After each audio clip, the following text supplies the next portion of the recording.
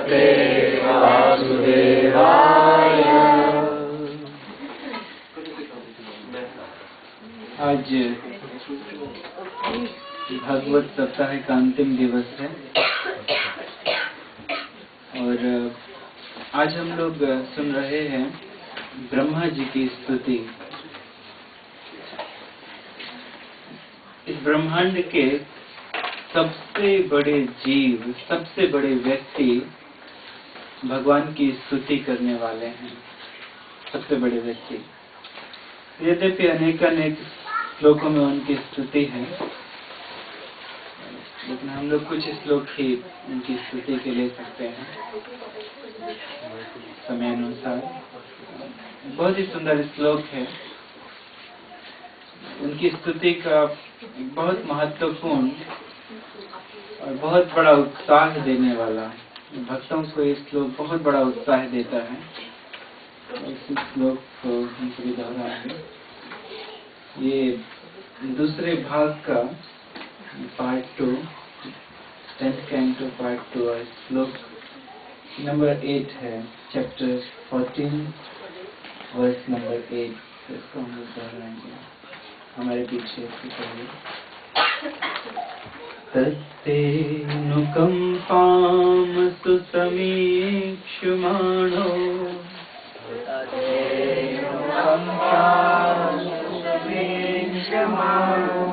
भुञ्जानैवात्मकृतं विपाकम्।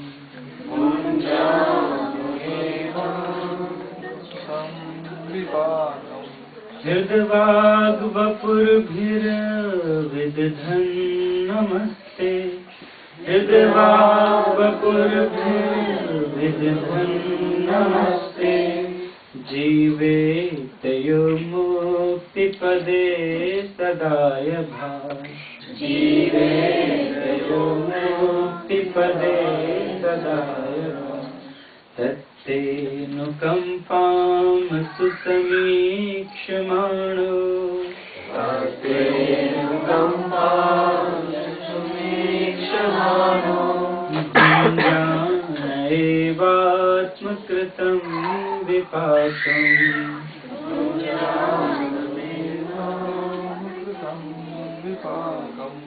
हृद्वाग्वपुर्भिर्विदधन् नमस्ते, नमस्ते। जीवेतयो मुक्तिपदे सदाय भाव,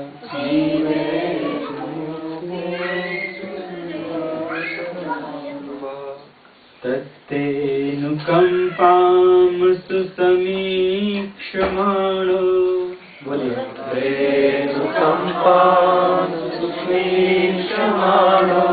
भुञ्जानैवात्मकृतं विपाकम्।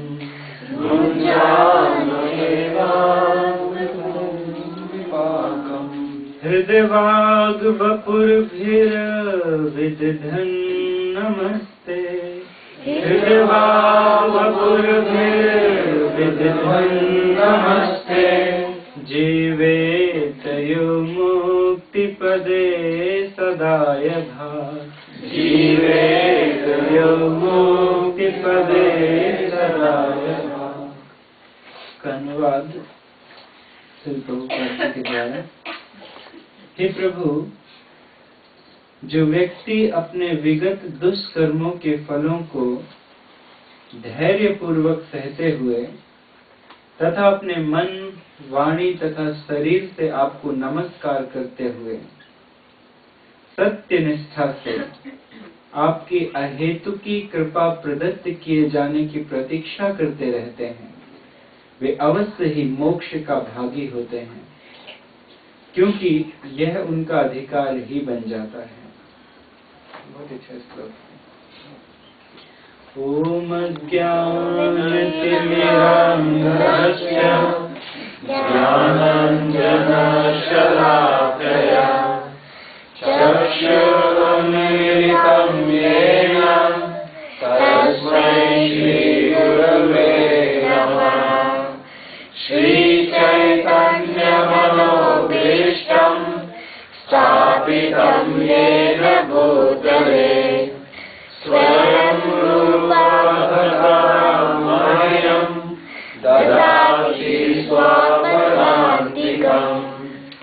वन्देऽहं श्रीगुरु श्रीयुतपदकमलम् श्रीगुरु वैष्णवांश्च श्रीरूपं साग्रजातं सहगना रघुनाथं सजीवम् साद्वैतं सावधूतं परिजनसहितं कृष्णचैतन्यदेवम् श्रीराधाकृष्णपादान् सहगना ललिता श्रीविशाखान्वितांश्च श्रीकृष्ण करुणा सिन्धु दीनबन्धु जगत्पते गोपेश गोपिका राधा कान्त नमोस्तुते तप्त कांचन गौरांगी राधे वृंदावनेश्वरी वृषभानुसुते देवी प्रणमामि हरिप्रिये वाञ्छाकल्पतरुभ्यश्च कृपा सिन्धुभ्येव च पतितानां पावनेभ्यो वैष्णवेभ्यो नमो नमः। जय श्री कृष्ण चैतन्य प्रभु नित्यानंद श्री अद्वैत गदाधर श्रीवासादि गौर भक्तवृंद। हरे कृष्णा कृष्ण कृष्ण हरे हरे हरे राम राम राम हरे हरे हरे कृष्णा कृष्ण कृष्ण हरे हरे हरे राम राम राम हरे हरे हरे कृष्णा कृष्ण कृष्ण हरे हरे हरे राम राम राम हरे हरे। कृष्णचंद्र भगवान की जय। मूकं करोति वाचालं पंगुं लंघयते गिरिं तत्कृपा परमं वन्दे परमानन्दमाधवं श्रीगुरु दीनतारिणं श्रीचैतन्यमहेश्वरम्।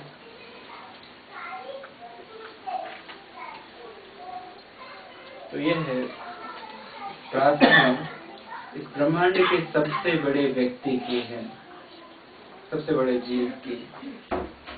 भगवान के समक्ष उन्होंने प्रार्थना की है। यह प्रार्थना 40 श्लोकों में है, तो कम से कम प्रार्थना को पूरा कहने के लिए 40 दिन की आवश्यकता है, कम से कम। लेकिन बहुत ही कम शब्दों में सुनते हुए हम लोग इस प्रार्थना के कुछ श्लोकों का आज आस्वादन करेंगे। श्री ब्रह्मोवाच। ब्रह्मा जी ऐसा कहते हैं, आपने सुना कि ब्रह्मा जी भगवान को मोहित करना चाहते थे।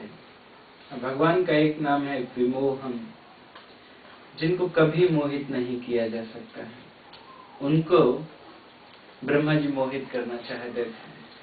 भगवान को तो मोहित नहीं कर पाए, बल्कि स्वयं ही मोहित हो गए। भगवान ने अपनी योग शक्ति से ब्रह्मा जी की इच्छा को पूरा किया। वास्तव में ब्रह्मा जी यही देखना चाहते थे, भगवान की मंजू लीला। तो भगवान ने दिखा दी अपनी मंजू लीला, और ब्रह्मा जी ऐसे मोहित हुए कि वास्तव में बेहोश होकर अपने ही विमान पर गिर पड़े भगवान की मंजू लीला को देखकर। तो उठते थे लेकिन फिर गिर जाते थे, अपने आप को संभाल नहीं पा रहे थे। ब्रह्मा जी को ये रियलाइज हुआ कि वास्तव में हमने बहुत बड़ी त्रुटि कर दी, बहुत बड़ी हमसे गलती हो गई, जो हमने भगवान की परीक्षा लेना चाहा। बहुत बड़ी हमसे गलती हो गई। तो ब्रह्मा जी वास्तव में बहुत खेद व्यक्त कर रहे थे और भगवान के चरणारविंदों में, चरण अरविंद में बारंबार गिर गिर कर प्रणाम कर रहे थे, अनेकों बार। और यहाँ तक कि ब्रह्मा जी के नेत्रों से इतने अश्रु निकले, इतने आंसू निकले कि भगवान के चरण कमलों का अभिषेक हो गया। क्योंकि भगवान को प्रणाम कर रहे थे, तो अश्रुधार भगवान के चरण कमलों में गिरती जाती थी और भगवान के चरण कमलों का अभिषेक हो गया। बहुत ही पावन लीला है। इस प्रकार प्रेम में रोते रोते ब्रह्मा जी कहते हैं, नौमीढते भ्रवपुसे तडिदं बराय गुंजावतं सपरिपिच्छल सन्मुखाय वन्यास्त्रजे कवलवेत्र विषाण वेणु लक्ष्माश्रये मृदुपदे पशुपांगजाय। सबसे पहला संबोधन भगवान के लिए कहते हैं पशुपांगजाय। तो कहते हैं, हे नंद बाबा के पुत्र, हम आपको प्रणाम करते हैं। सबसे पहला संबोधन ब्रह्मा जी के द्वारा यह है, नंद बाबा के पुत्र। कल आपने सुना कि भगवान के भक्त क्या चाहते हैं। भगवान के भक्त तो यही चाहते हैं कि वे नंद बाबा की स्तुति करते रहें, नंद बाबा की भक्ति करते रहें। क्यों? इसीलिए नंद बाबा की भक्ति करते रहें क्योंकि नंद बाबा जी प्रसन्न होकर कभी न कभी जो स्वयं गोविंद को अपनी गोद में लिए हुए हैं, कभी न कभी प्रसन्न होकर दे देंगे भक्तों की गोद में। तो उन्होंने भी पशुपांगजाय, भक्तों के माध्यम से कृष्ण प्राप्त किए जाते हैं, इसलिए उन्होंने सबसे पहला प्रणाम उन भगवान को किया जो वास्तव में नंद बाबा के पुत्र हैं। नौमीढ्य, मैं आपके चरण कमलों की शरण को ग्रहण करता हूँ। ये स्तुति करने की विधि है, इस प्रकार से स्तुति की जाती है। भगवान को प्रणाम किया जाता है स्तुति में। गजेंद्र ने भी यही किया। हर श्लोकों में उन्होंने क्या किया? भगवान को प्रणाम किया। श्री गजेंद्र वाचा, क्या कहा गजेंद्र ने? सबसे पहला श्लोक गजेंद्र ने क्या कहा?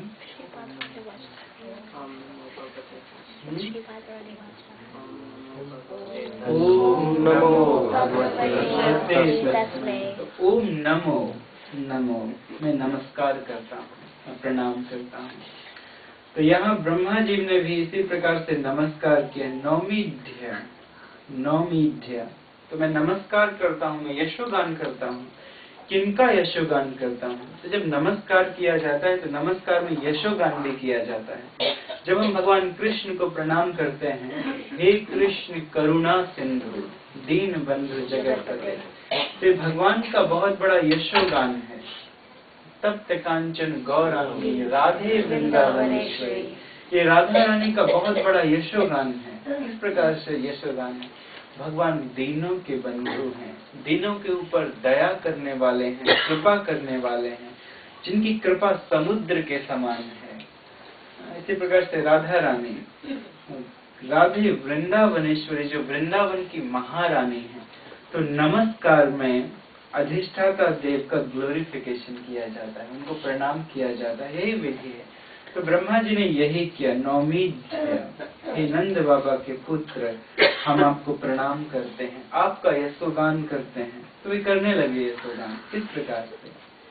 ते भ्रवपुसे, हे नंद बाबा के पुत्र भगवान श्री कृष्ण, ते अभ्रवपुषे, वपुष का अर्थ होता है शरीर, वपुषे, अभ्रवपुषे, आपका शरीर नीले नीले स्वच्छ बादलों के समान है। बादल और स्वच्छ बादल, इन दोनों में अंतर होता है। यदि कभी आप जाएंगे बादलों का दर्शन करने के लिए तो बादल आपको काले काले दिखाई देंगे। या जिन बादलों से वर्षा हो रही है दिन में भी वो बादल आपको काले ही दिखाई देंगे।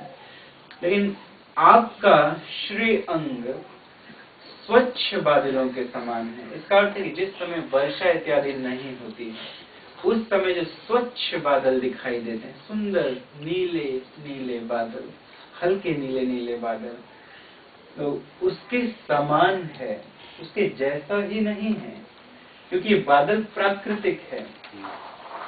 जब हमें बादल इत्यादि दिखाई देते हैं, ये प्राकृतिक वस्तु है। तो प्राकृतिक वस्तु की तुलना तो सबसे अच्छी वस्तु है, कभी कभी उसकी तुलना भगवान के साथ की जा सकती है, की जाती है, और यह भक्ति भी है। लेकिन इसका अर्थ ये नहीं लगा लेना चाहिए कि भगवान एकदम वैसे ही हैं, क्योंकि भगवान प्राकृतिक हो ही नहीं सकते। प्राकृतिक रंगों से भगवान की तुलना नहीं की जा सकती है। इस जगत का कोई नीला रंग दिखा के कोई बोले कि भगवान ऐसे हैं, तो ठीक है, किसी को समझाने के लिए इस प्रकार से कह दिया जाता है, लेकिन इसका अर्थ यह नहीं कि भगवान उसी प्रकार से नीले हैं। भगवान वैसे नीले रंग के हैं जिनकी कल्पना हम कर ही नहीं सकते हैं। आध्यात्मिक जगत का नीला रंग है, आध्यात्मिक जगत का काला रंग है। तो भगवान बहुत सुंदर हैं। भगवान का जो रंग है वो नीले नीले बादलों के रंग की तरह बहुत सुंदर है। नौमी ते भ्रवपुसे तड़िदंबराय।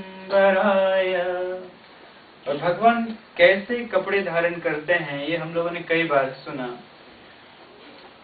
भगवान हमेशा रेशम के कपड़े पहनते हैं, पीत कौशेय वाससं, हमेशा रेशम के कपड़े भगवान पहनते हैं। कभी भी जब भी भगवान के कपड़ों का वर्णन हुआ है तो कौशेय वाससं, कौशेय कोसे का कपड़ा पहनते हैं। इसका अर्थ है कि भगवान बहुत सुंदर रेशम का कपड़ा पहनते हैं, बहुत सुंदर रेशम का कपड़ा। इस जगत के रेशम के कपड़े से क्या तुलना की जाए। इस जगत का रेशम का कपड़ा तो कीड़ों को बना के मार के बनाया जाता है, लेकिन आध्यात्मिक जगत का रेशम का कपड़ा है तो बहुत सुंदर रेशम जिस भी विधि से बना हो। एक तो दो प्रकार से रेशम के कपड़े बनते हैं, इसे सिल्क भी कहा जाता है। दो प्रकार से, एक तो कीड़ों को मार के बनाया जाता है और दूसरा मरे हुए कीड़ों से बनाया जाता है। तो उसमें कीड़ों को मारा नहीं जाता, क्योंकि मरे हुए रेशम के कीड़ों को एकत्रित कर लिया जाता है जिस पे वे कोष बना चुके हैं, और उनको लेकर रेशम को निकाल लिया जाता है। रेशम बहुत पवित्र है। तो भगवान बहुत सुंदर चमकने वाला रेशम का कपड़ा पहनते हैं। भगवान का वस्त्र है तो चमकेगा ही, बहुत सुंदर चमकता है। कैसा? तड़ित अंबराय। आप लोग जब अपने घर से अगर निकले होंगे कुछ देर पहले यहाँ पर आने के लिए, तो आपने देखा होगा बिजली चमकते हुए, आकाश में बिजली चमक रही थी। तो बिजली के चमकने से प्रकाश होता है बहुत अधिक। तो जैसे बिजली के चमकने से प्रकाश होता है, उस प्रकार से भगवान के शरीर से तड़ित अंबराय, चमक निकलती है। उस तरह से भगवान के शरीर से चमक निकलती है। सुखदेव गोस्वामी तो देख रहे हैं अपनी आंखों को बंद करके भगवान के स्वरूप को, और ब्रह्मा जी तो साक्षात देख रहे हैं भगवान के स्वरूप को, इसीलिए ऐसी प्रार्थना कर रहे हैं। नौमी ते भ्रुवपुसे तड़िदंबराय। हम उन नंद बाबा के पुत्र को प्रणाम करते हैं जो घन श्याम हैं, और जो मेघों के टकराने से जैसा प्रकाश होता है वही प्रकाश भगवान के कपड़ों से निकल रहा है। तो भगवान कैसे कपड़े पहनते हैं? नीचे भगवान धोती पहनते हैं, भगवान पैंट इत्यादि नहीं पहनते हैं। तो पैंट इत्यादि तो अभी अभी पहना जाने लगा है, अभी अभी का ये बनाया हुआ है वास्तव में कलयुग का। पहले के सारे लोग धोती ही पहना करते थे। तो भगवान बहुत सुंदर धोती पहनते हैं, रेशम की पीली धोती, और यहाँ पे पीले रंग का कपड़ा बांधे रहते हैं अपनी कमर में, जोर से पीले रंग का कपड़ा बांधे रहते हैं। तो उसी कपड़े में भगवान विषाण और वेणु खोसे रहते हैं, एक तरफ वेणु एक तरफ विषाण, और कभी कभी विषाण को यहाँ भी ऐसे दबा लेते हैं कि कहीं उनके कोई बालक उनसे छीन कर ना ले जाएं, छुपा ना दें, तो इसलिए कभी कभी यहाँ पे दबा लेते हैं। तडिदम्बराय कुंजावतम सपरिपिच्छल सन्मुखाय। भगवान का मुस्कुराता हुआ चेहरा, मुस्कुराता हुआ स्वरूप बहुत सुंदर लग रहा है। भगवान बहुत सुंदर मुस्कुराते रहते हैं, मुस्कुराते हैं, बहुत सुंदर। भगवान के पूरे शरीर में जो सबसे ज्यादा शोभामयी है, सबसे ज्यादा कल्याणमयी है, वो है भगवान के शरीर की मुस्कान। भगवान का पूरा शरीर बहुत सुंदर है, पूरा शरीर भगवान का बहुत सुंदर। मधुरम मधुरम वपुरस्य विभो, मधुरम मधुरम वदनम मधुरम। मधुर मधुर, हनी की गंध के समान मधुर भगवान का पूरा शरीर है। लेकिन इस पूरे शरीर में जो सबसे मधुर है वो भगवान का मुखारविंद है। लेकिन उसमें भी मधुर क्या है? मधुगंध, मधु स्मित मेत दहो। उसमें भी मधु छलकता रहता है भगवान की मुस्कान से। जब भगवान मुस्कुराते हैं, जब भगवान मुस्कुराते हैं तो वो सबसे ज्यादा मधुर है, सबसे ज्यादा अच्छी लगने वाली भगवान की मुस्कान तो लसन मुखाया। जब भगवान के मुखार बिंद को देखा जाता है तो ऐसा लगता है कि मानो जैसे हनी चूरा है, बहुत ताजा ताजा सुगंधित हनी चूरा है। इसीलिए भक्तगण भगवान की सुंदरता को पीते रहते हैं, पीते रहते हैं। गोपियां, ग्वाल बाल, गोप, और यहाँ ब्रह्मा जी पी रहे हैं। लसन मुखाया गुंजा वतम सम, गुंजा अवतंस। तो भगवान के जो कुंडल हैं, कानों में 2 कुंडल भगवान के झूम रहे हैं। भगवान कभी ऐसे देखते हैं, कभी ऐसे देखते हैं, तो भगवान के कुंडल लटकते रहते हैं, आगे पीछे होते रहते हैं। तो ये कुंडल किसके बने हुए हैं? तो क्योंकि भगवान वन में है इसलिए गुंजा के बने हुए हैं। ये बहुत अच्छा पुष्प है, इस पुष्प का नाम है गुंजा। तो गुंजा के बने हुए पुष्पों के कुंडल भगवान ने अपने कर्ण में धारण करके रखे, अपने कानों में धारण करके रखे। परिपिच्छ लसन मुखाया। यद्यपि भगवान का श्री विग्रह बहुत सुंदर है, लेकिन उसमें परिपिच्छ, उसमें मोर का पंख लगा हुआ है, जिससे भगवान की शोभा और भी बढ़ गई है। प्राकृतिक चीजों से भगवान की शोभा नहीं बढ़ सकती है, लेकिन यहाँ पे भगवान ने दिखाया है कि हर वस्तु वास्तव में भगवान की सेवा के लिए है। तो जब ये वस्तुएं भगवान के शरीर के ऊपर आती हैं तो इससे इन वस्तुओं की सुंदरता बढ़ जाती है, इसलिए भगवान और अच्छे लगने लगते हैं। मोरपंख अच्छा लगता है, फूलों के बने हुए कुंडल अच्छे लगते हैं, लेकिन जब ये सब भगवान के शरीर में आते हैं तो इन सब की सुंदरता और बढ़ जाती। तो जब भगवान के चारों तरफ वस्तुएं सुंदर हो जाएंगी तो भगवान भी और सुंदर लगने ही लगेंगे। तो गुंजा वसंत परिपिच्छल सन्मुखाय।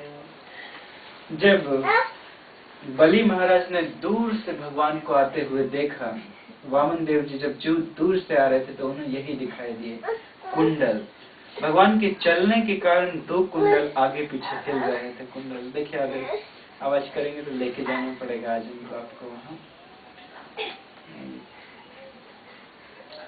तो कुंडलों के हिलने से, कुंडलों से क्या निकलता रहता है? प्रकाश निकलता रहता है। भगवान बहुत सुंदर कुंडल पहनते हैं, सोने के चमकते हुए कुंडल।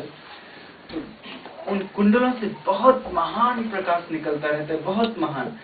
तो वह कुंडल का प्रकाश जब भगवान के गालों पर पड़ता है, चिकने चिकने गालों पर भगवान के पड़ता है, तो गालों से वही रिफ्लेक्ट होता है वो प्रकाश।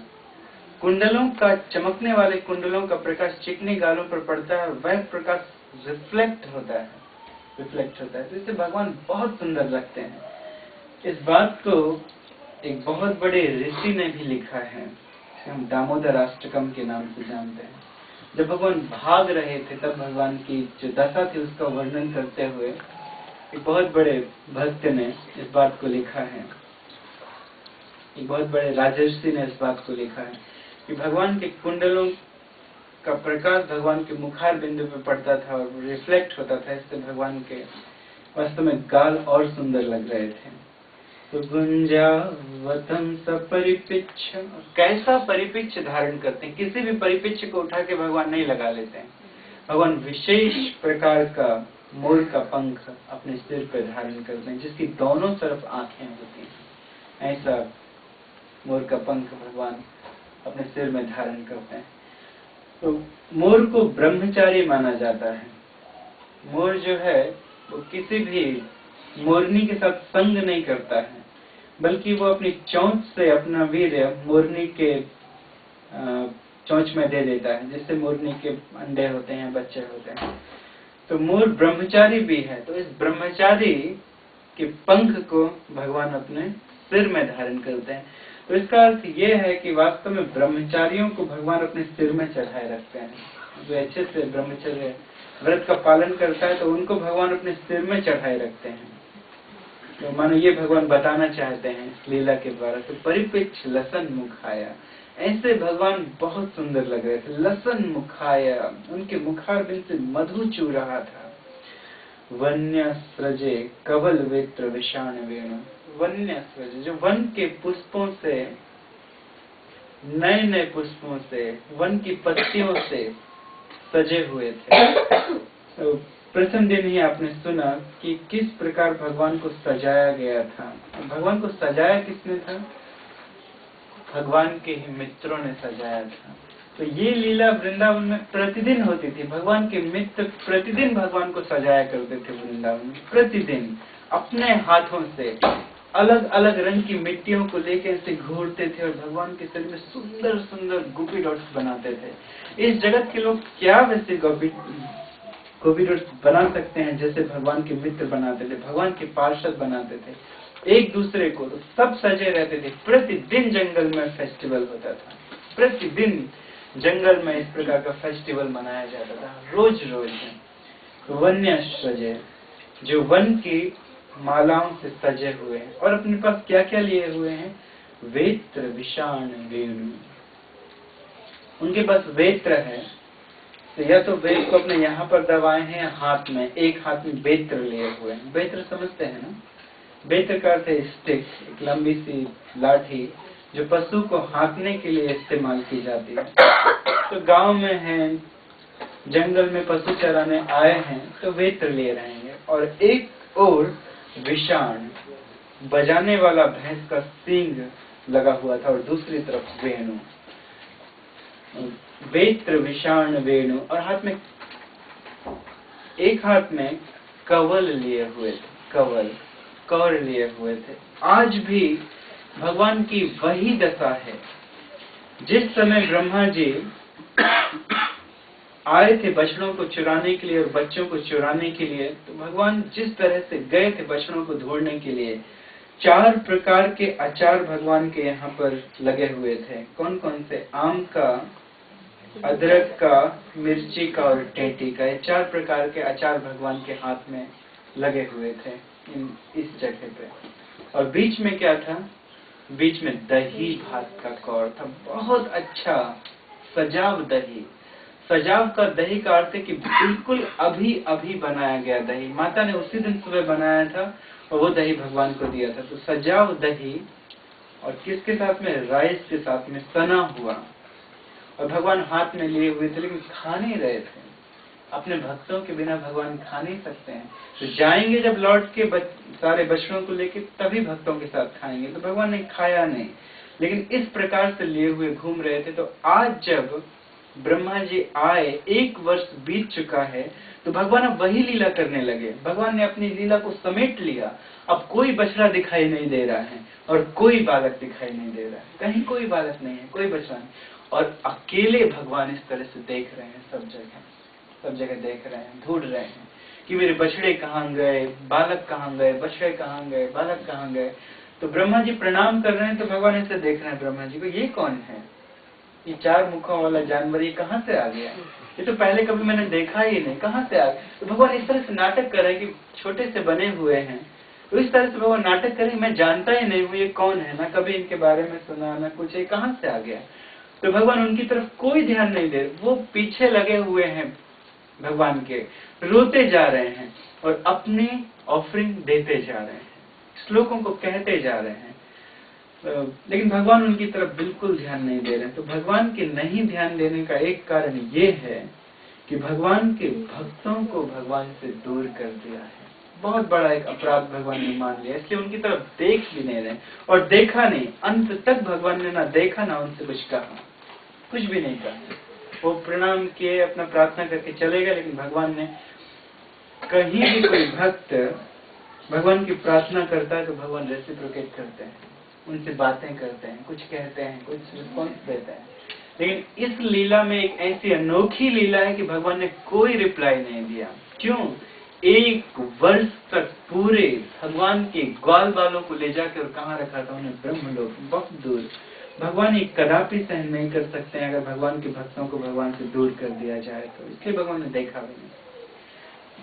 तो वही हाथ में कवल लिए हुए हैं और ढूंढ रहे हैं सब जगह, देख रहे हैं अपने भक्तों को। लक्ष्मण श्रेय मृदुपदे पशुपांगजाय। लक्ष्मण श्रेय, लक्ष्मी का अर्थ है सौंदर्य, सौंदर्य, लक्ष्मण श्रेय। तो जिनका सौंदर्य बहुत अधिक है, भगवान का सौंदर्य बहुत अधिक, कोई भगवान का सौंदर्य लिख नहीं सकता है। यदि लिखने वालों में बड़े बड़े विद्वान व्यक्तियों को बुलाया जाए,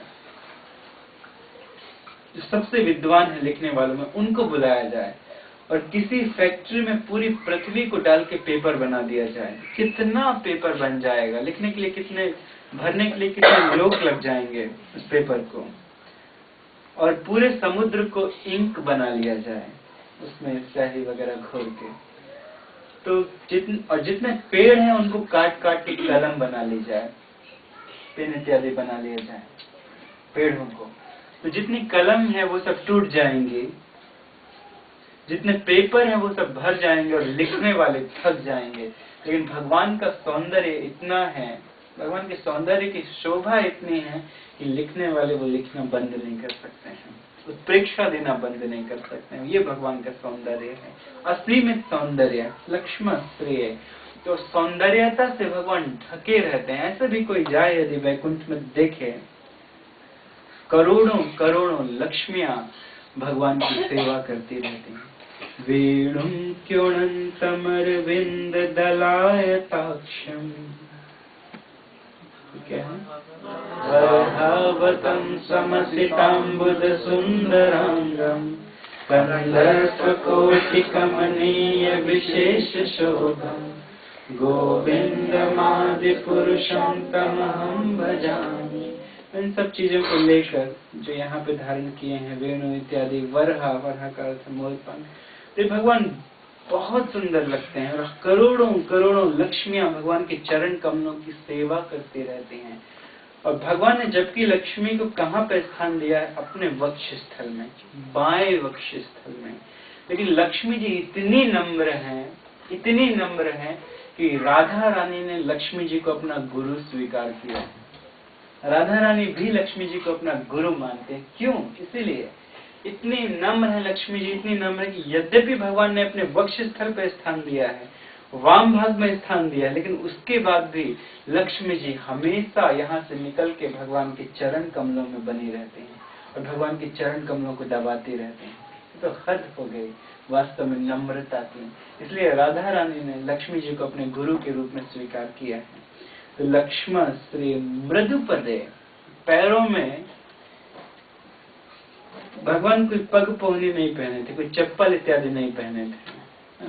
चप्पल इत्यादि को पग पहनी कहा जाता है, पैरों में जिसको पहन लिया जाए। तो भगवान पैरों में कुछ नहीं पहनते हैं। तो एक दिन जब अभी भगवान ने गौओं को चराना शुरू भी किया था, बछड़ों को, और नंद बाबा से कृष्ण इस प्रकार से बार बार कहने लगे, जिद करने लगे कि हम चप्पल पहन के नहीं जाएंगे। उनकी बहुत सुंदर चप्पल हैं भगवान की, तो हम चप्पल पहन के नहीं जाएंगे, नहीं जाएंगे। तो नंद बाबा ने कहा, नहीं, तुम्हें चप्पल पहन के जाना पड़ेगा। वन में बहुत प्रकार के कांटे होते हैं, बहुत प्रकार के कांटे इत्यादि पैरों में लग जाते हैं, जंगल का रास्ता ठीक नहीं होता है, कंकड़ इत्यादि होते हैं। भगवान के चरण कमल कैसे? मृदुपदे, भगवान के चरण कमल तो नए बनाए हुए बटर की तरह, माखन की तरह है, बहुत बहुत कोमल है, माखन की तरह बहुत स्निग्ध है, बहुत कोमल। तो नंद बाबा से कृष्ण कहने लगे कि इतने सारे बछड़े, हजारों हजारों बछड़े जो जाते हैं, पहले उनको चप्पल दीजिए, उसके बाद हम चप्पल पहन के जाएंगे। वो लोग भी तो नंगे पैर जाते हैं ना, उनको भी तो कांटे लगेंगे, तो हम कैसे चप्पल पहन के जा सकते हैं? हम चप्पल पहन के नहीं जाएंगे, पहले उनको चप्पल दीजिए। तो इस प्रकार से भगवान श्री कृष्ण अपने भक्तों के प्रति कृपालु हैं। इस लीला में यही बताया गया, इस लीला में कृपा की, वास्तव में कृपा की असीमितता को बताया गया है कि कृपा की कोई सीमा नहीं है भगवान की। इस जगत में कोई कृपा नहीं कर सकता है, कोई कृपा कर ही नहीं सकता है।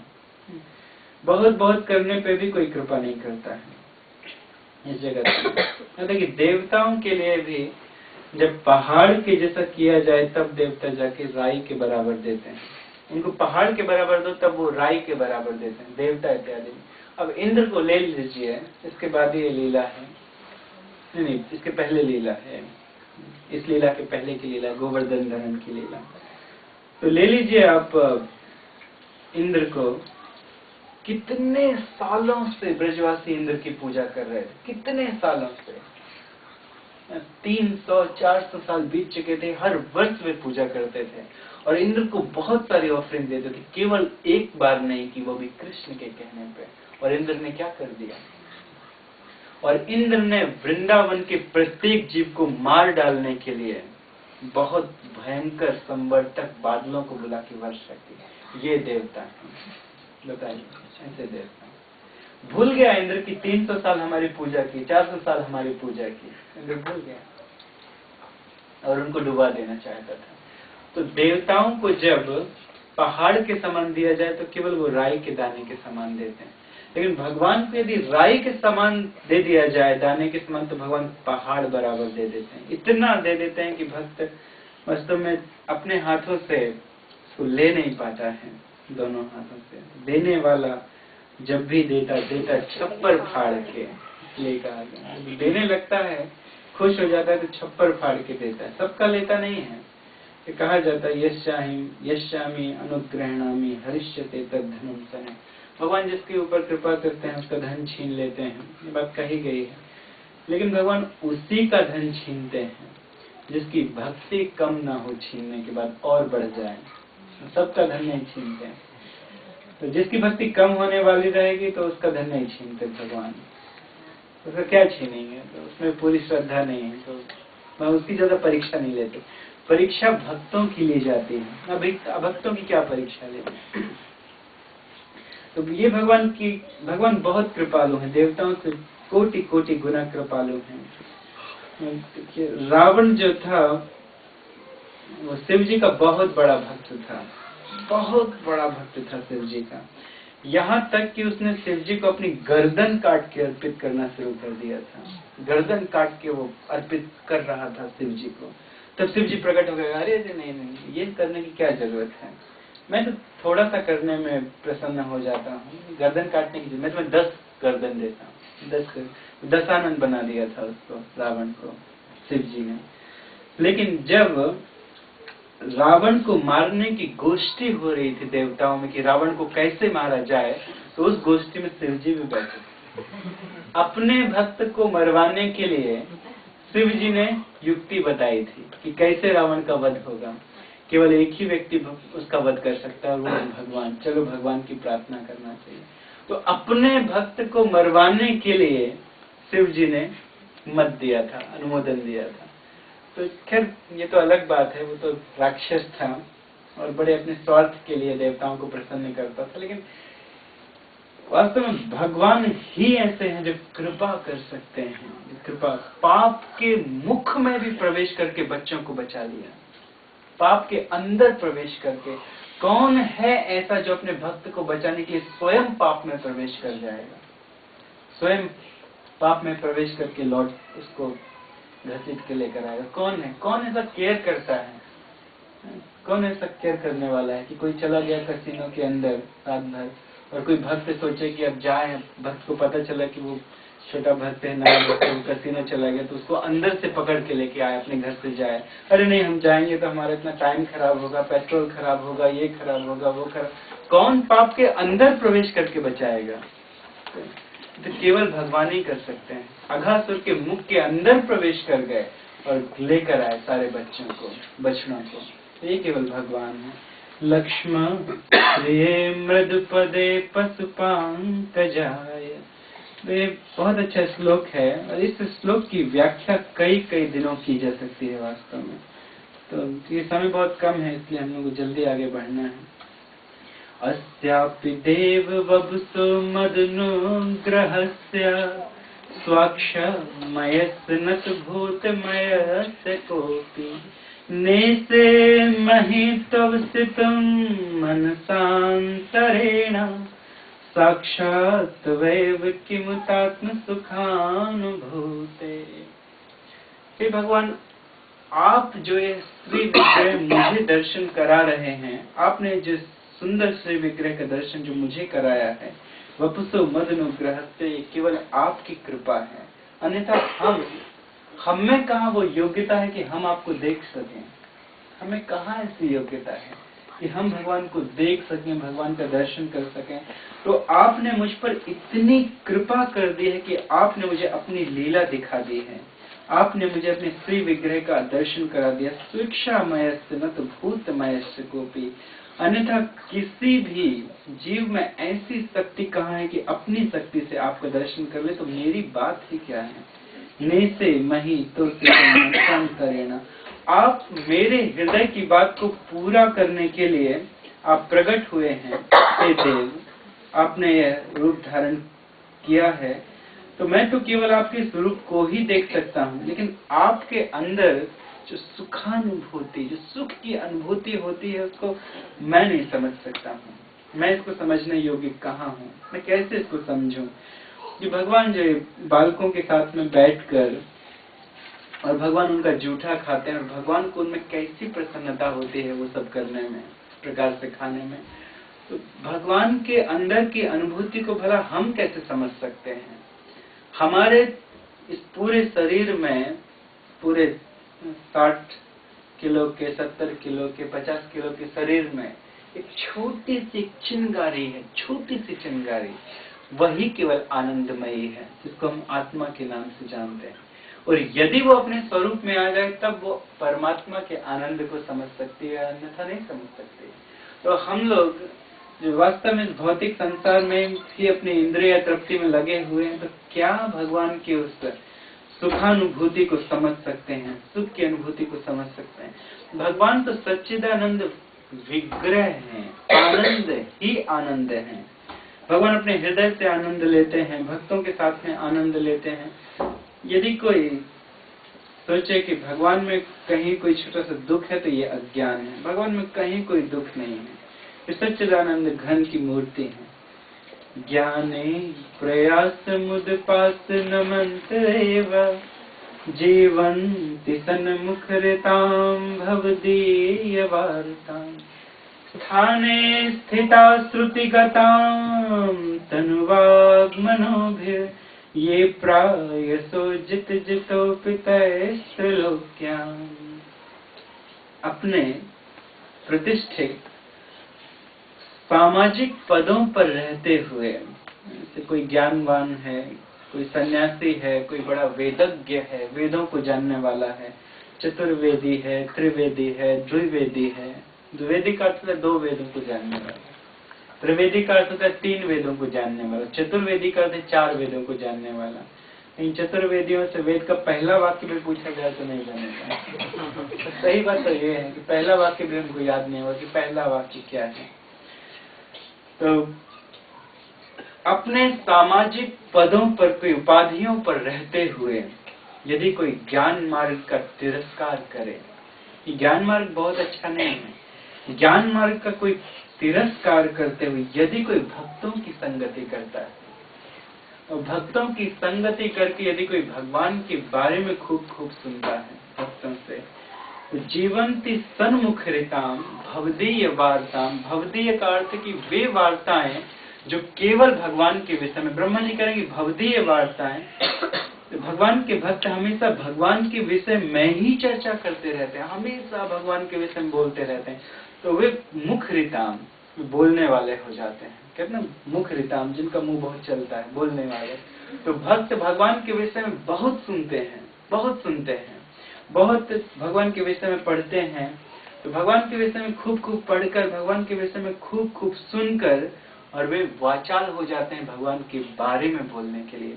तो ऐसे भक्तों की संगति करके यदि भगवान के विषय में सुना जाए तो जीवंती वही जीवित है, बाकी सबके सब मरे हुए हैं। तो उस जीने को जीना कहते हैं जब भगवान के विषय में खूब सुना जाता है। और किस प्रकार से स्थाने स्थिता स्तुतिगताम तनुवाक मनोभिर, स्थान में रहकर भगवान के बारे में सुनने के लिए स्थान की बहुत आवश्यकता है। कैसा स्थान हो, कैसा स्थान हो? तो पहला अर्थ ये है कि जहाँ पे भगवान की कथा हो रही है उस स्थान में प्रवेश किया जाए और उस स्थान में जाके भगवान की कथा को सुना जाए। कभी कभी हम लोग घर में भी टेप इत्यादि लगा लेते हैं, लेकिन ये घर बहुत अच्छा स्थान नहीं रहता है। कभी बच्चे रो रहे हैं, कभी पत्नी ने कुछ कह दिया, कभी इस चीज की जरूरत है, उस चीज की जरूरत है, तो इसलिए उस स्थान में जाकर जहाँ पे भगवान की कथा सुनने के लिए ही जाया जाता है, जहाँ पे प्रवचन इत्यादि होता है, वहां पर जाकर, यह स्थान स्थित वृंदावन में जाकर, मायापुर में जाकर, जगन्नाथपुरी में जाकर, द्वारिका में जाकर स्थानों को देखेंगे तो भगवान के विषय में अच्छे से सुनेंगे। यहाँ पे ये कथा हुई, यहाँ पे ये कथा हुई, यहाँ पे ये कथा हुई। यह स्थाने स्थित अपने आश्रम में रहकर, गृहस्थ आश्रम में रहकर, ब्रह्मचारी आश्रम में रहकर, संन्यास आश्रम में रहकर, तो जिस आश्रम में जो व्यक्ति स्थान स्थित श्रुति गताम तनुवाग मनोभिर, भगवान के बारे में जो खूब सुनते हैं ज्ञान मार्ग की विधि का तिरस्कार करके, इसका अर्थ है कि भगवान को शून्यवाद, निर्विशेषवाद इत्यादि से मुक्त होकर, ज्ञानवाद का अर्थ ये है, उससे मुक्त होकर भगवान को नमंत एवं प्रणाम करते रहते हैं। तनुवाक मनोभिर, अपने शरीर से भगवान की सेवा करते रहते हैं, मन से भगवान की सेवा करते रहते हैं, तो वे अजित भगवान को जीत लेते हैं। यद्यपि भगवान को जीता नहीं जा सकता है, भगवान को नहीं जीता जा सकता है। भगवान का एक नाम है अजित, भगवान के बहुत सारे नाम हैं, उन नामों में एक नाम है अजित। लेकिन जितोपितैस्त्रिलोक्यम, तीनों लोकों के अधिपति भगवान को वो लोग जीत लेते हैं। तो ये प्रयास तो जितोपितैस्त्रिलोक्यम, जिन्होंने अपना जीवन निछावर कर दिया है भगवान की कथा सुनने के लिए, निश्चित ही वे लोग आपको जीत लेते हैं। इस बात को ब्रह्मा जी कहते हैं। देखिए अनुवाद इसका ऐसा है कि जो लोग अपने प्रतिष्ठित सामाजिक पदों पर रहते हुए ज्ञान विधि का तिरस्कार करते हैं और मन, वचन तथा कर्मों से आपके तथा आपके कार्यकलापों के गुणगान के प्रति सम्मान व्यक्त करते हैं, भगवान के प्रति सम्मान व्यक्त करते हैं, भगवान के जो कार्यकलाप हैं, लीलाएं हैं, उनके प्रति सम्मान व्यक्त करते हैं, तथा आपके द्वारा गुंजित इन कथाओं में अपना जीवन न्यौछावर कर देते हैं, वे निश्चित रूप से आपको जीत लेते हैं। अन्यथा आप तीनों लोकों में किसी के भी द्वारा अजेय हैं। तीनों लोकों में कोई भगवान को नहीं जीत सकता, लेकिन भगवान की कथा सुनने वाले वो भगवान को जीत लेते हैं, क्योंकि कथा सुनने से ही भगवान में प्रेम जागृत होता है। तो इसीलिए कहा गया साधु संग सर्व शास्त्र कहे, लव मात्र साधु संग सर्व सिद्धि है। साधुओं के मध्य में जाने से भगवान के विषय में सुनने के लिए मिल रहा है। श्रेयम श्रुतिम भक्ति मुदस्य ते विभो क्लिश्यन्ति ये केवल बोध लब्धये, तेषामसौ क्लेशलेव शिष्यते, नान्यद् यथा स्थूलत सावघातिनाम्।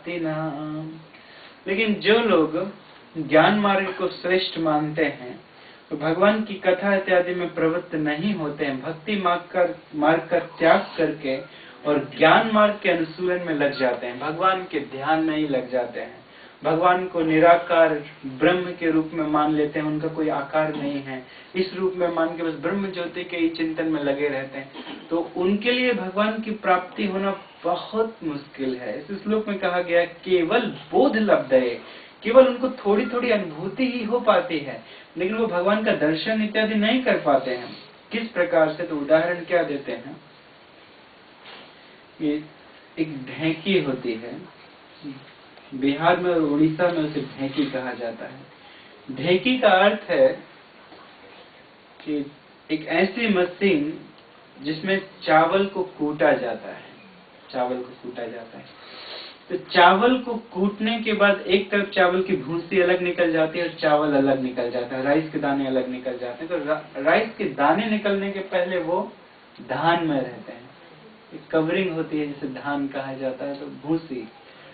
तो अगर किसी को 10 किलो भूसी दे दी जाए और भूसी कोई खूब कूटता रहे भूसी को कई सालों तक कूटता रहे, तो स्वयं भूखा है एक तो व्यक्ति, चावल चाहता है, व्यक्ति भगवान का दर्शन करना चाहते हैं, अज्ञान में हैं, और व्यक्ति प्रसन्न नहीं है, निरानंद में है। प्रसन्नता के लिए कि मुझे चावल प्राप्त होगा, मैं भोजन करूंगा या ये विधि करके मैं भगवान को प्राप्त करूंगा, तो प्रसन्नता के लिए कोई भूसी को यदि कूट रहा है तो हजारों साल तक भी कूटता रहे भूसी का, तो उसी के चावल प्राप्त होगा? नहीं होगा। इसी प्रकार से ज्ञान मार्ग का यदि अनुशीलन किया जाए हजारों सालों तक भी, तो भी उससे भगवान की वास्तव में वैसी प्राप्ति नहीं हो सकती जैसी प्राप्ति भक्तों को प्राप्त हो जाती श्रवण कीर्तन करके, अर्चर विग्रह का पूजन करके, 9 विधि में से किसी एक विधि को अपना लेने से जिस प्रकार से भगवान की प्राप्ति हो जाती है। तो इसलिए भगवान को ग्रहण करना चाहिए किस प्रकार से? भगवान का एक स्वरूप है और उस स्वरूप की सेवा करके, उस स्वरूप का चिंतन करके, ना कि निराकार ब्रह्म ज्योति का स्मरण करके। इस प्रकार से बहुत अच्छा श्लोक है ये सब। और पूरे है भूमन बहवो पियोगिन त्वदर्पितेहा निज कर्म लब्धया विबुद्ध भक्तेव कथोपनीतया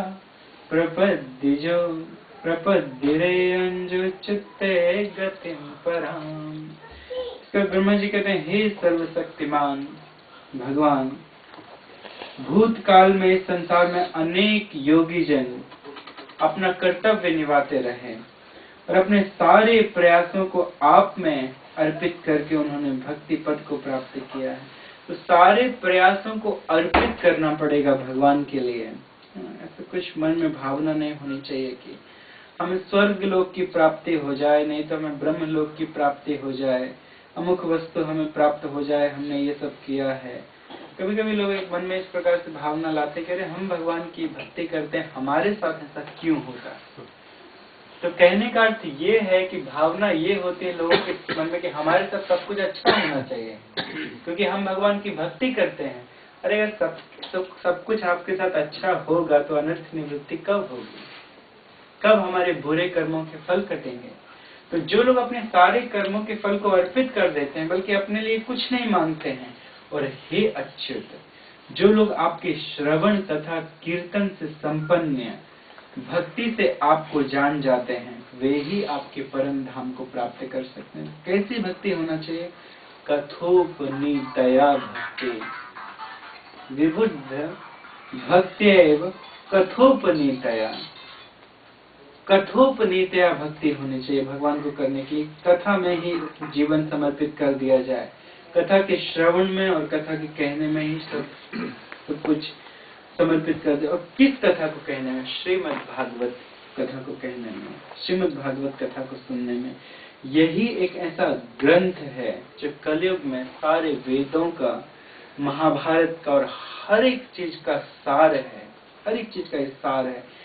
जूस ऑलरेडी निकाल दिया गया है सारे फलों से, बहुत अच्छा, तो केवल इसे पीना है, कुछ विश्लेषण नहीं करना है कि वेदों को पढ़ा जाए, महाभारत को पढ़ा जाए, पुराणों को पढ़ा जाए, उप पुराणों को पढ़ा जाए, ये सबका सार है, यही सबका सार है। श्रीमद् भागवतम के 2 श्लोक में कहा गया है, 2 श्लोक में बोला गया, इसलिए केवल इसी को पियो, पिबंतु ये भागवत आत्मना सतामा कथामृतम श्रवण पुटेश समृतम पुनन्ति ते विषय विदुषिता स्वयं भजन्ति ते चरण सरोरुहांतिकम।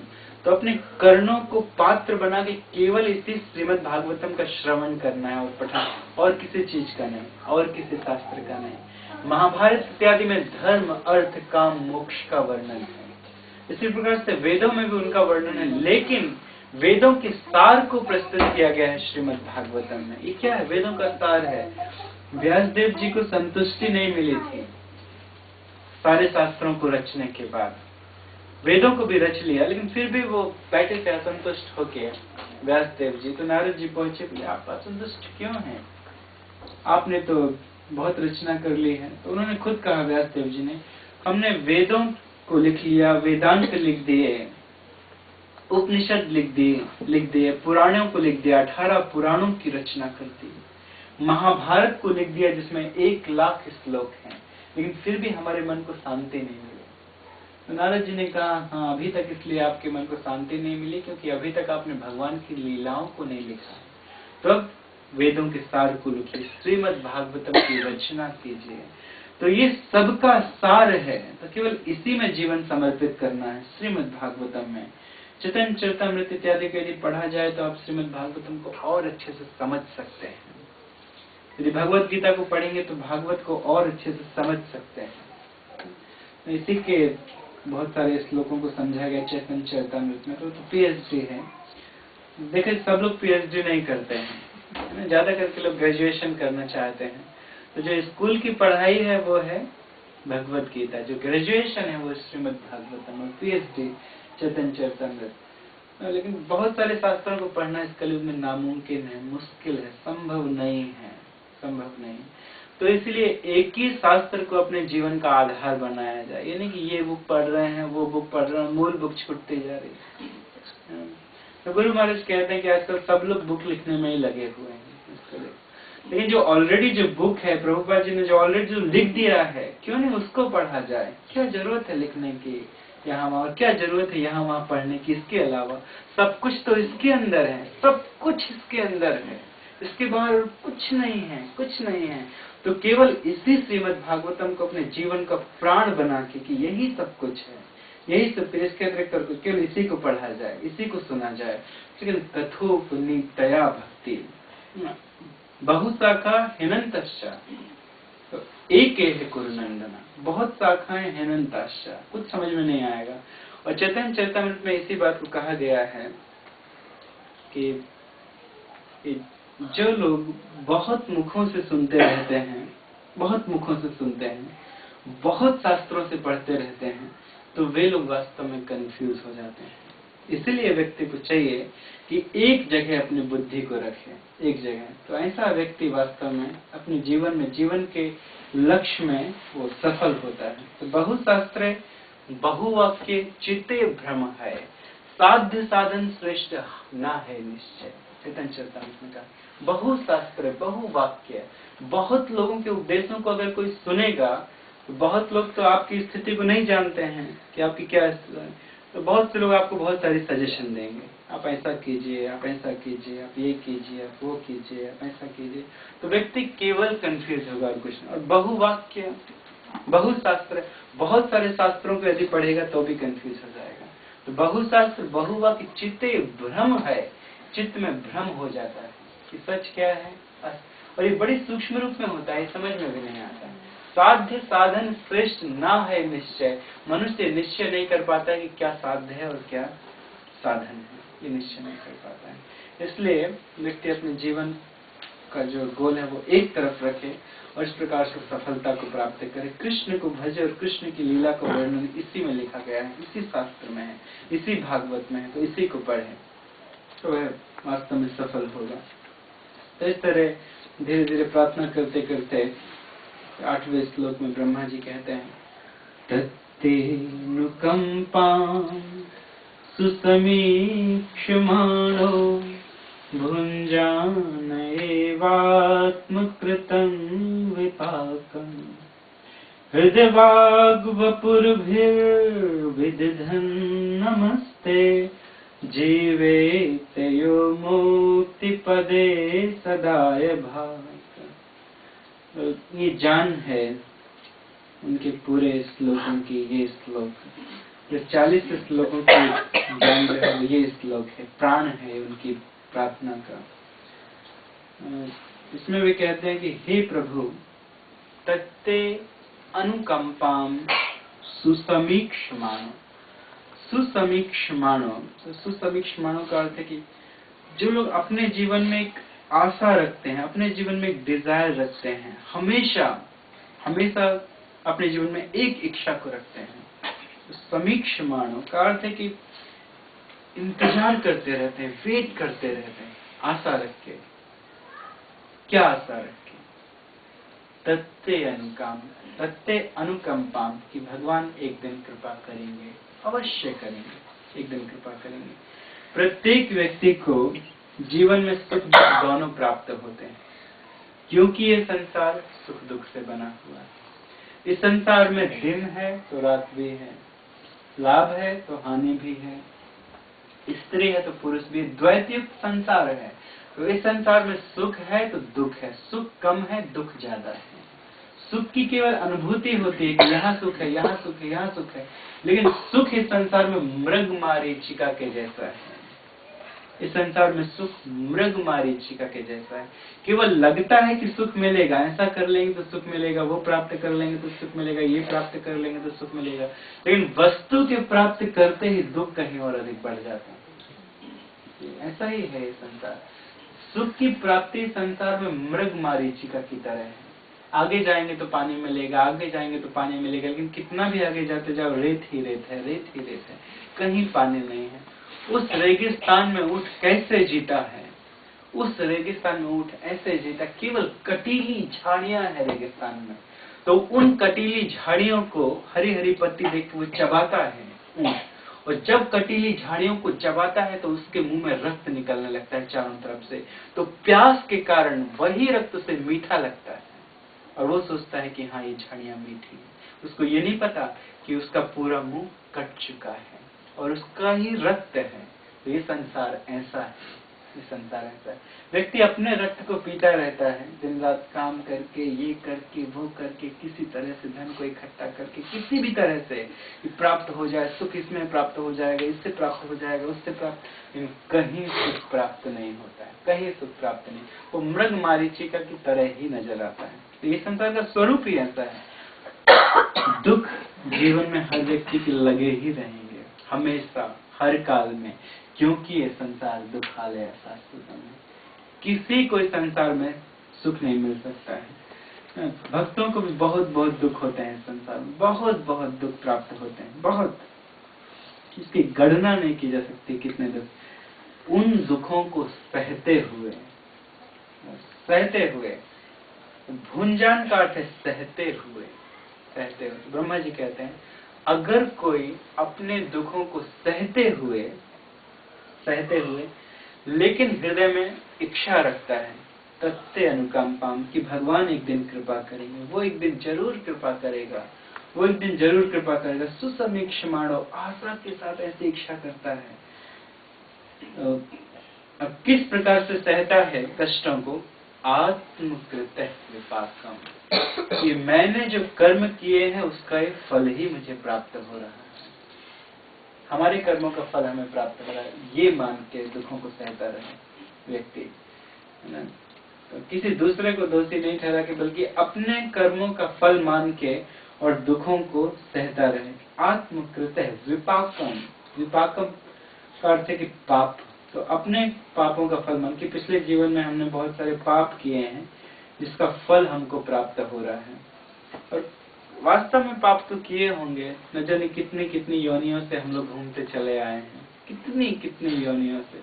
हो सकता है हम कभी राक्षस बने हों, कभी मनुष्य बने होंगे, तो अरे इसी जन्म में कितने कितने पाप करते रहते हैं मनुष्य। तो पिछले जन्मों की क्या बात किया जाए, कितना मांसाहार किया होगा, कितने जीवों को हमारे कारण मारा गया होगा खाने के लिए, तो कितना लहसुन प्याज खाया होगा, कितना इंटॉक्सिकेशन किया होगा, इसी जन्म में करते रहते हैं। ये सब पाप ही है, ऑनियन गार्लिक खाना, सिगरेट पीना, शराब पीना, ये पाप नहीं तो और क्या है? तो यदि कोई कष्ट प्राप्त होता है तो आत्मकृत है विपाकम, तो वो हमारे ही कर्मों का फल है। लेकिन कोई व्यक्ति सहता रहे उसको अपने जीवन का, अपने ही कर्मों का फल जान के, और हृदयवाग वपुर्विदिधन नमस्ते, और कुछ अच्छा काम भी करें। वो अच्छा काम क्या है? हृदय से, वाणी से, शरीर से भगवान को बार बार प्रणाम करता रहे, प्रणाम करता रहे। हम हमेशा कहते हैं कि ये बड़ा मुख्य काम है, भगवान को प्रणाम करना। ये बहुत भक्ति की बड़ी अच्छी विधि है, भगवान को बार बार प्रणाम करना। भगवान का तब नाम जपामि नमामि हरि, इसको हम लोग कर सकते हैं। अपने शरीर को हम लोग लगा सकते हैं भगवान की सेवा में प्रणाम करके। जहाँ भी जाए, जहाँ भी मूर्ति को देखें, प्रणाम करें। तो हृदयवाग वपुर्विदिधन नमस्ते, हृदय से प्रणाम करें, हृदय से आत्मा से प्रणाम करें। भगवान को प्रणाम करने के लिए, इसलिए नहीं कि चार लोग देखें कि हम प्रणाम कर लेते हैं, ठीक है, भगवान के सामने जाके ऐसे खड़ा, ऐसे वास्तव में झुक के प्रणाम करें, झुक के अपने शरीर को थोड़ा झुकाएं, फोल्ड करें। ब्रह्मा जी कैसे कनक दंडम, ब्रह्मा जी कैसे दंड के समान गिर गए ब्रह्मा जी। तो प्रणाम की तो ये विधि है, इस तरह से प्रणाम किया जाता है वास्तव में। दो भर्याम जनाभ्याम उर्सा सिरसा दृशा मनसा वाचा चेती प्रणामो अष्टांगी रीता, ये प्रणाम की विधि पुराणों में कहा गया। दो भर्याम, दोनों हाथों को आगे होना चाहिए, जनाभ्याम, और इसको पृथ्वी में लगे होना चाहिए, दो हाथों को और इसको जनाभ्याम। उर्सा, हमारे सिर को, मस्तक को भूमि पर होना चाहिए। तो नहीं, उर्सा का अर्थ है मनुष्यों के लिए छाती को, उर्सा का अर्थ छाती को। लेकिन स्त्रियों के लिए ये नहीं है, स्त्रियों के लिए तो आधा प्रणाम है, आधा झुक के वो प्रणाम करें। स्त्रियों के लिए लंबलेट होकर प्रणाम नहीं करना। दंडवत प्रणाम स्त्रियों के लिए नहीं है। स्त्रियों के लिए जैसे झुक के स्त्रियां प्रणाम करती हैं, केवल अपने घुटने को टेक के और अपने ऐसे। पुरुषों के लिए दंडवत प्रणाम है।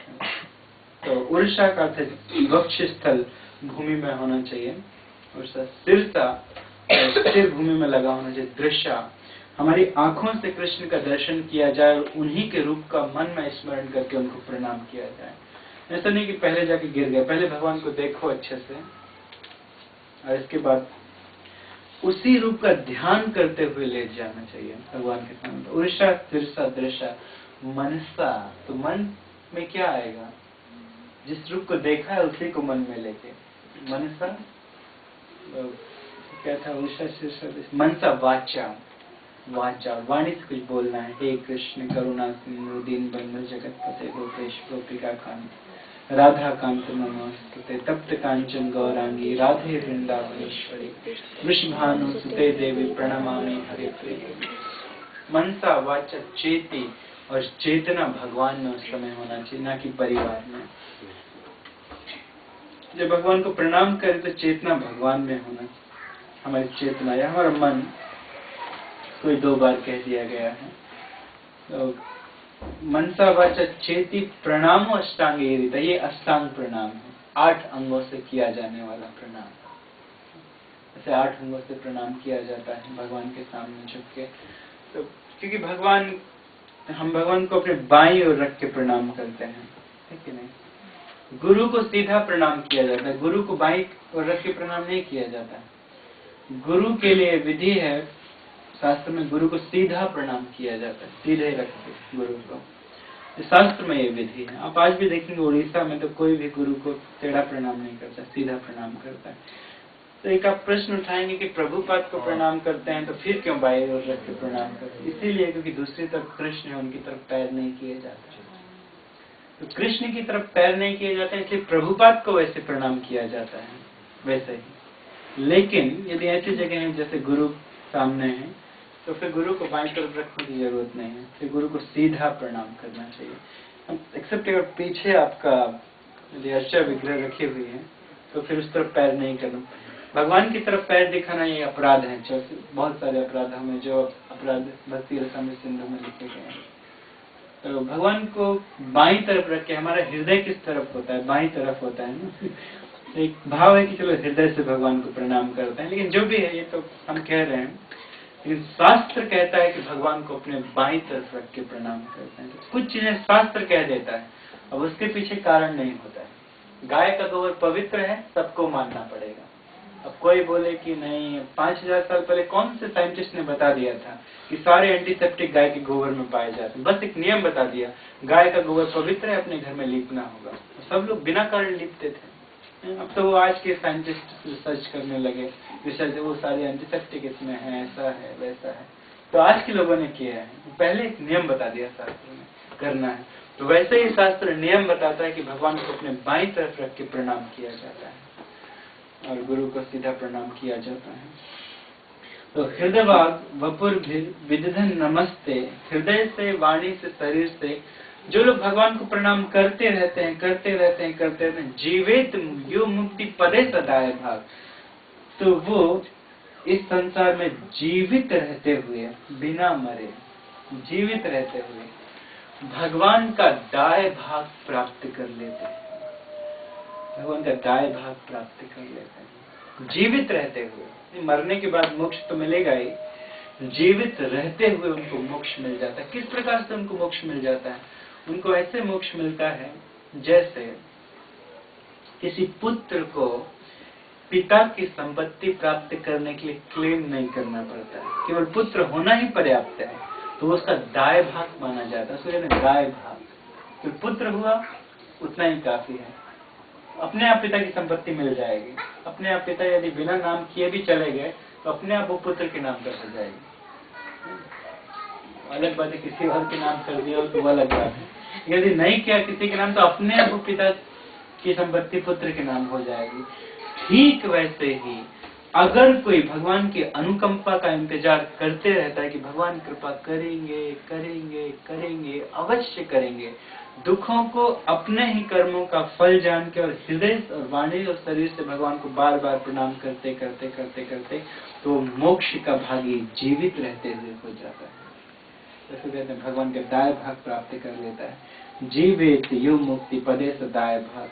ये कमेंट्री की है श्रीधर स्वामी ने। प्रभुपाद जी लिखते हैं कि श्रीधर स्वामी टीका करते हुए बतलाते हैं कि जिस प्रकार वैध पुत्र को पिता का उत्तराधिकार बनने के लिए केवल जीवित रहना होता है, उसी तरह जो भक्ति योग के नियमों का पालन करते हुए कृष्ण भावनामृत को और कृष्ण कथा को अपना प्राणधार बना लेते हैं, उसे भगवत कृपा प्राप्त होती है। दूसरे शब्दों में वह भगवत धाम में प्रवेश कर जाता है। सुसमीक्षमाणो शब्द सूचित करता है कि भक्त अपने पूर्व कृत्यों के कष्टकारक फलों को भोग करते हुए भी भगवान की कृपा की प्रतीक्षा करते हैं। भगवान कृष्ण ने भगवत गीता में ऐसा कहा है, जो भक्त उनकी शरण में चला जाता है उसके पूर्व कर्म का फल नहीं उसे भोगना पड़ता। फिर भी चूंकि भक्त के मन में अपनी पूर्व पाप मनोवृत्ति के कुछ अवशेष बने रहते हैं, अतः भगवान कभी कभी अपने भक्त को दंड देते प्रतीत होते हैं।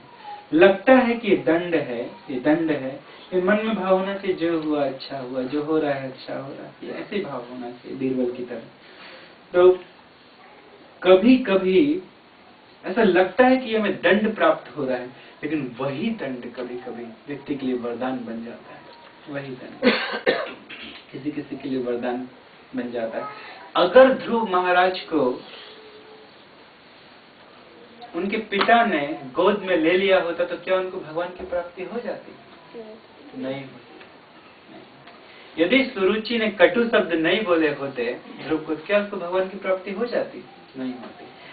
उनको पिता ने गोद में नहीं लिया, माता ने कटु वचन कहे, इसीलिए वो जंगल गया, जाके तपस्या की और भगवान की प्राप्ति हुई। तो शुरू में ऐसा लगता है कि ये क्यों हो रहा है, हमारे साथ क्यों हो रहा है, लेकिन दंड भी कभी कभी वरदान बन जाता है। तो ये बात हृदय में होना चाहिए कि जो हुआ अच्छा हुआ, जो हो रहा है अच्छा हो रहा है, लेकिन भगवान कृपा करेंगे करेंगे करेंगे, ये बात हृदय में होना चाहिए। ईश्वर की संपूर्ण सृष्टि का उद्देश्य जीव की उस प्रवृत्ति को सुधारना है जिसमें वह ईश्वर के बिना भोग करना चाहता है। ईश्वर के बिना मनुष्य भोग करना चाहता है, भगवान को बिना खिलाए खाना चाहता है, तो भगवान उसको सुधारना चाहते हैं इस प्रवृत्ति को। अतः किसी पाप कर्म के लिए विशेष दंड दिया जाना उसकी मनोवृत्ति को कम करने जैसा होता है। जिससे वह कर्म हुआ है यद्यपि भक्त भगवान की भक्ति के अधीन रहता है, किंतु जब तक वह कृष्ण भावनामृत में पूरी तरह दक्ष नहीं हो लेता, तब तक उसमें इस जगत के मिथ्या सुख को भोगने की थोड़ी थोड़ी प्रवृत्ति रह ही जाती है।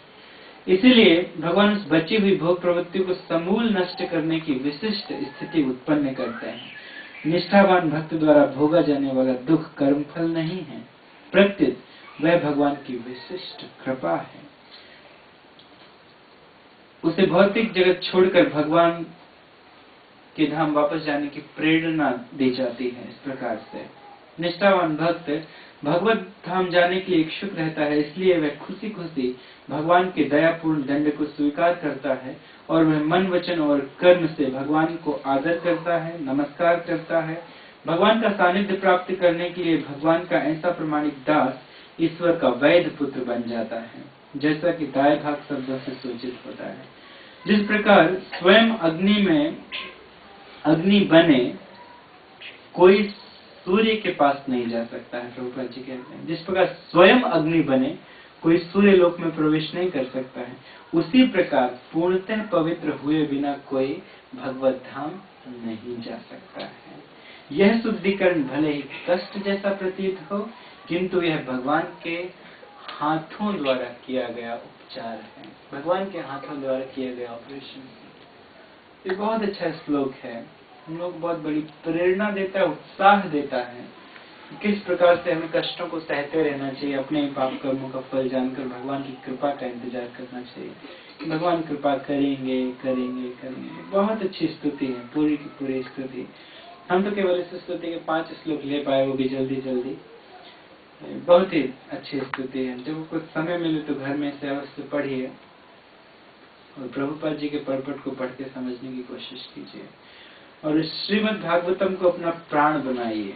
श्रीमद् भागवतम आपका प्राण बने, खूब पढ़िए इसे, हमेशा प्रतिदिन पढ़िए, सोने के पहले जागने के बाद, जब भी संभव हो 7 श्लोक पढ़ लीजिए अच्छे से। उसको अपना प्राण बना के जीवन भर अपने हृदय से लगाए रखिए। हमारे गुरु महाराज जब सोते हैं तो भी उसको अपने ऐसे छाती के ऊपर रख के सोते हैं, ऐसे भागवत को, टीकाओं को अपने ऐसे ऊपर रख के सोते हैं। हम तो देखे मुंबई में महाराज को सोते हुए, और यदि ऐसे नहीं तो महाराज के सिरहाने के पास ऐसे रखा रहता है। उनका आसन भी पूर्ण पवित्र होता है, ऐसा आप लोग मत कीजिएगा। प्रतिदिन उनकी चादर बदली जाती है। वो तो ब्रह्मचारी हैं, बचपन से सन्यासी हैं, तो वो अपने आसन में लेके सो सकते हैं, हम लोग नहीं। हम लोग इनको पूजन के स्थान में रखें, पूजा करें और जब जैसे संभव हो तो इसका पाठ करें, पढ़ें पवित्रता से। साक्षात भगवान है, कोई डिफरेंस नहीं है भगवान में और श्रीमद् भागवत। जब भगवान इस धराधाम से चले गए अपनी लीला समाप्त करके, तो भगवान अपनी सारी शक्ति को इस श्रीमद् भागवतम पुराण में भर के गए। भक्त से पढ़ेंगे तो वही अनुभूति होगी जो मेरी लीला देख के होती, पढ़ के सुन के भगवान की अनुभूति होती। भगवान की भक्ति देने वालों में यह प्रथम अग्रगण्य है, पुराण अग्रगण्य है, इसलिए महापुराण कहते हैं। श्रीमद् भागवतम अमल पुराण की जय, श्री प्रभुपाद की जय। हमारे पुष्पहास प्रभु अभी एक कीर्तन गाएंगे, बहुत अच्छा सा, सुंदर सा, तो ध्यान से सुनिए, इसके बाद फिर आरती होगी।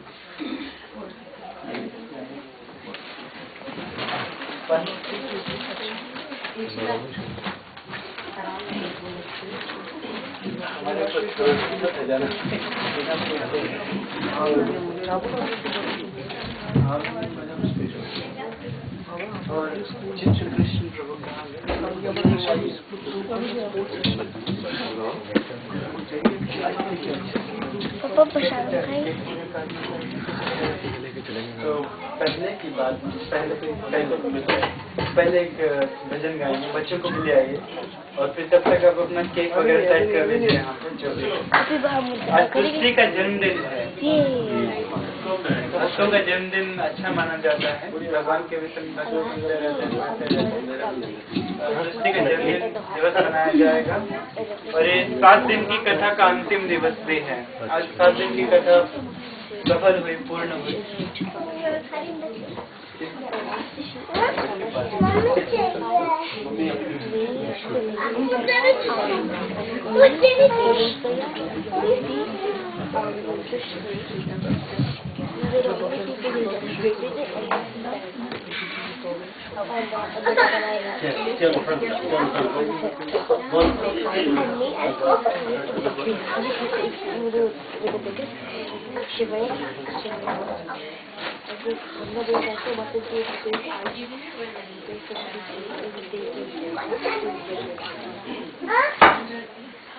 ध्यान से सब लोग साथ में भजन दोहराइए, भजन गाइए सब।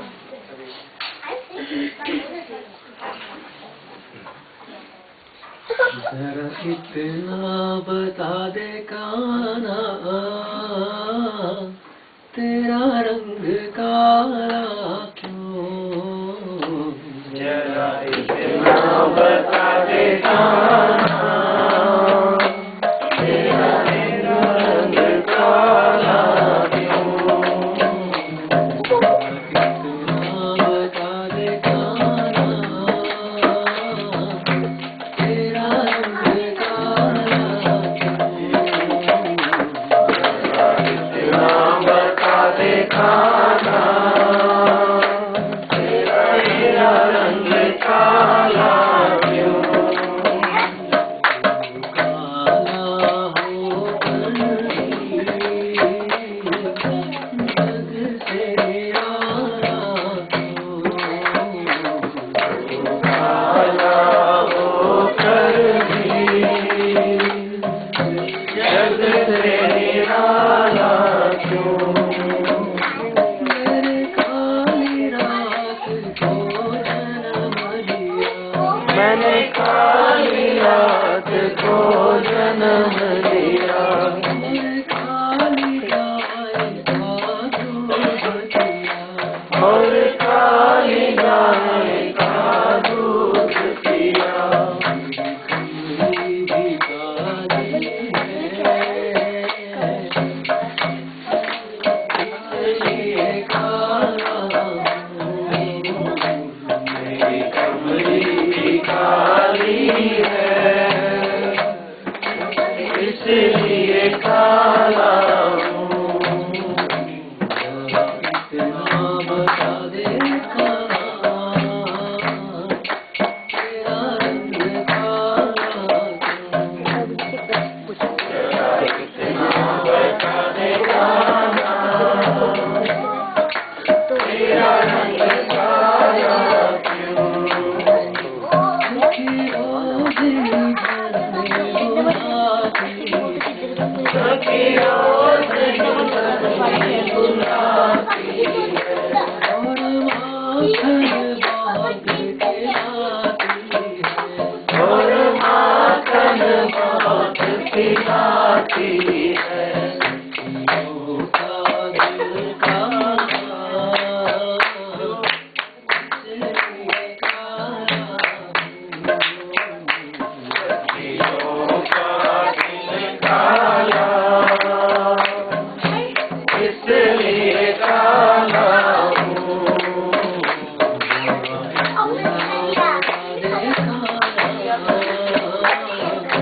तेरा रंग काला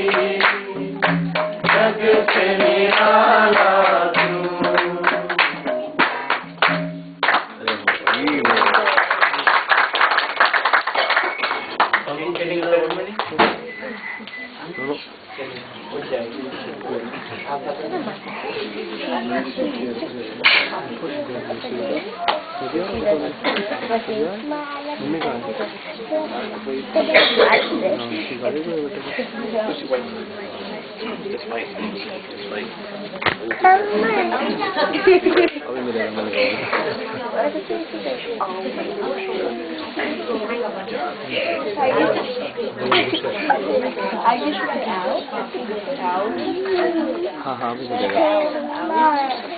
केक कटिंग सेरेमनी हो गई। सब लोग खड़े हो गए, दृष्टि तुम्हारे लिए। Pocket for the cake. Oh, do I? Yeah. आ जाओ मेरे पुत्र। What was it?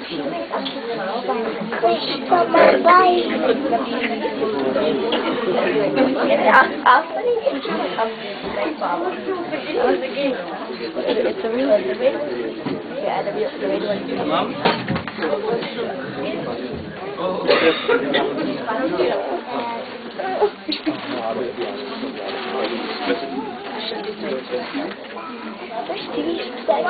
Your birthday go.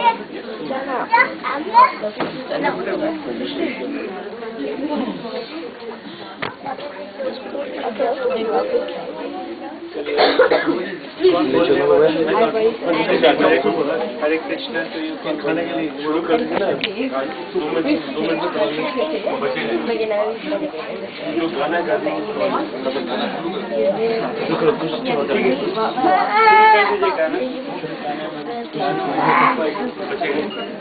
चलिए शुरू बोलो बोलो।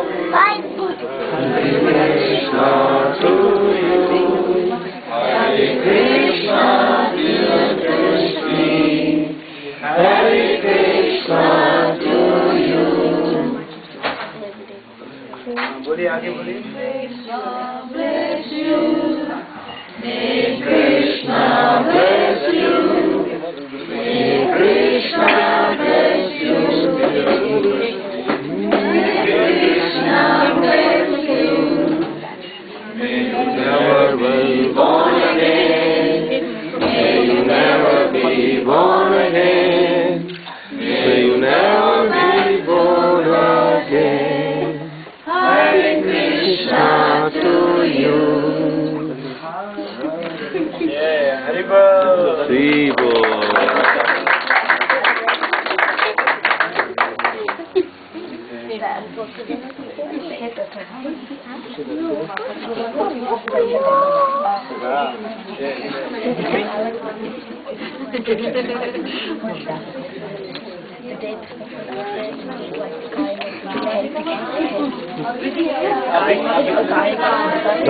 जाओ जाओ।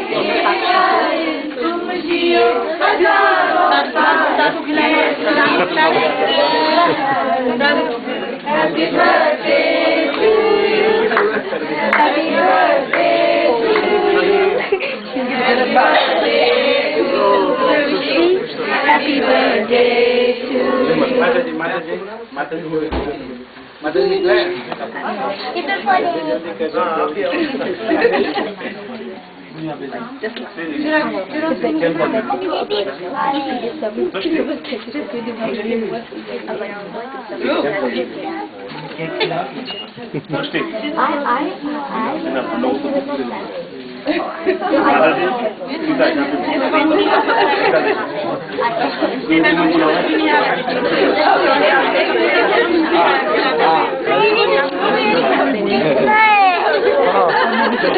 अच्छा उधर उधर जाओ देखो जाए अभी मिलेगा। हाँ इसमें से देखो ये देखो। Okay okay.